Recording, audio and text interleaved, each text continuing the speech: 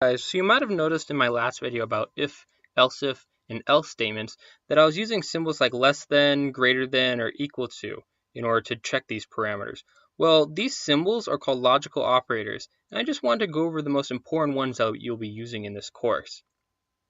So here they are in order. This is less than, this one's less than equal to, greater than equal to, equals to, not equal to, and or.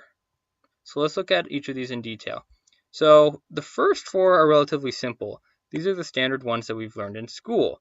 So we can check, is x less than 0? And it is, then I'll do whatever's underneath. So x is less than 0, so we print it out. Parameter pass. Same thing for less than or equal to.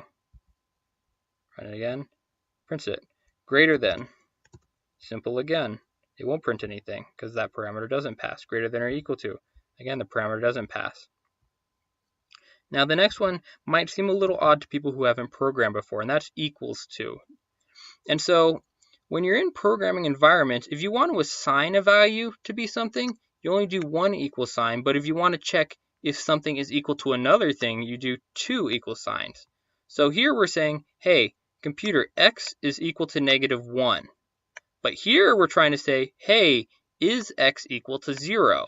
And so that's the difference between a single equal sign and a double equal sign. This one is telling the computer that something is that. This one is saying, hey, is that equal to? So if we check this one, again, this will fail, right? Because x is not equal to 0. So we run it again. It doesn't print out anything. This next one is not equals to. So it says, hey, if x is not equal to 0, then I'll print it out. And that's true, so it does print it out. And so now these are two really interesting ones. This one is and this one is or. This one allows you to check multiple parameters within one if-else statement clause. So we can do things like this. If x is equal to 0 and y is equal to 3. So and will only pass if the thing on the left, the parameter on the left, and the parameter on the right are both true. So in this case, this parameter is true and this parameter is true, so it will display it. So and only ever does it if both the left and the right are true. So we print it out, and so it does that.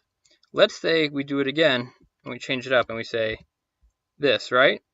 So this one is not true now. So then this will not print out because, again, and only works if both the left and the right statements are both true. So it doesn't print anything out. And finally, or is similar to and, but it'll go if one or the other are true or both of them are true. So in this case, this one's only true, but it'll still pass. So we run it, and it prints it out. And if both of them are true, in a case like this, it'll still print out. The only time it won't print out is if both of them are untrue. In a case like this.